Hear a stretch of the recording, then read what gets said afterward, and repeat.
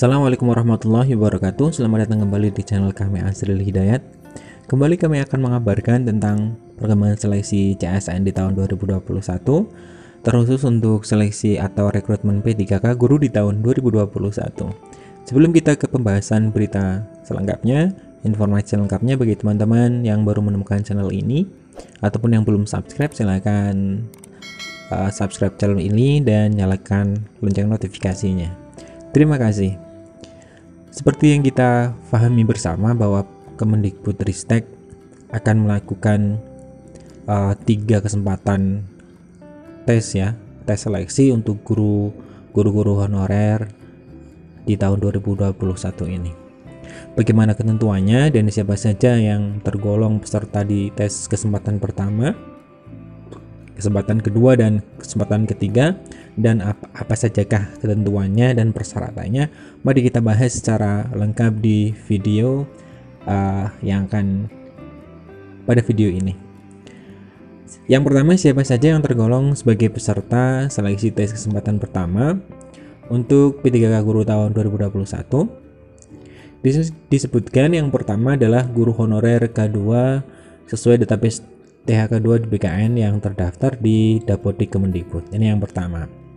Kemudian kedua, guru honorer yang masih aktif mengajar di sekolah negeri di bawah pemerintah daerah dan terdaftar sebagai guru Dapodik, serta sertifikat mendidiknya linier atau pendidikannya linier dengan formasi yang tersedia pada sekolah di mana yang bersangkutan mengajar. Jadi yang kedua ini adalah guru honorer. Dia yang di sekolah negeri mengajar di sekolah negeri yang memiliki sertifikat mendidik atau pendidikannya linier dengan formasi yang tersedia di sekolah yang bersangkutan. Ini yang kedua. Yang ketiga adalah guru honorer yang aktif mengajar di sekolah negeri, kemudian terdaftar di Dapodik, serta sertifikat atau pendidikannya linier dengan formasi yang tersedia pada sekolah lain dalam satu instansi. Artinya guru honorer ini tidak memiliki formasi di sekolah yang ia ajar, tetapi memiliki atau tersedia formasi sesuai dengan ijazah atau sertifikat pendidiknya itu di satu instansi, artinya dalam satu pemerintah daerah, baik kabupaten, kota, ataupun pemerintah provinsi. Ini adalah siapa saja yang tergolong dalam peserta di tes yang pertama. Kemudian syarat peserta.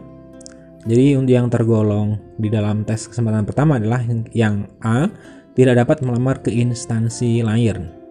Jadi tidak bisa mendaftar atau melamar antar daerah tidak bisa. Tidak bisa mendaftar di luar kabupaten, kota, atau provinsi. Yang kedua, jika formasi tersedia dan sertifikat pendidik atau kualifikasinya sesuai, harus melamar di formasi tersebut. Guru honorer yang memiliki sertifikat pendidik atau kualifikasi pendidikan atau ijazahnya itu sesuai dengan formasinya, maka harus melamar di formasi sekolah tersebut, sekolah dia mengajar. Jika tidak tersedia, jadi misalkan di sekolah itu tidak tersedia, ataupun sertifikat pendidiknya atau kualifikasi pendidikannya tidak sesuai dengan formasi, maka dapat melamar di formasi lain tetapi dalam satu instansi.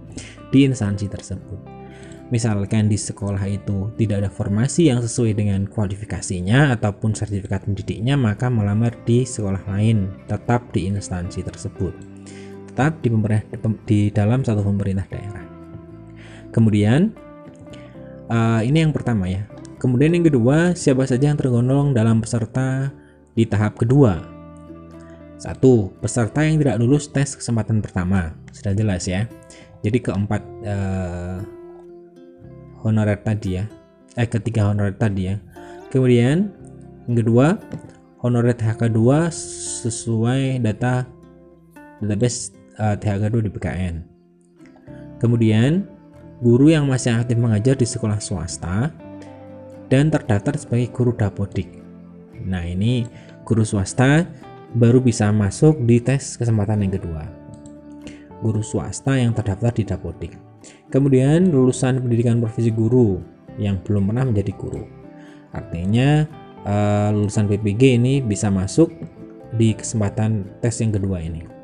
Jadi untuk kesempatan kedua ini pesertanya menjadi bertambah ya, dengan diperbolehkannya mengikuti di tes kesempatan kedua ini, yaitu guru honorer sekolah swasta di bawah Kemendikbud dan lulusan PPG. Kemudian bagaimana syaratnya? Nah, kita coba cermati. Peserta memilih kembali formasi di instansinya yang masih belum terisi sesuai serdik atau kualifikasi yang bersangkutan.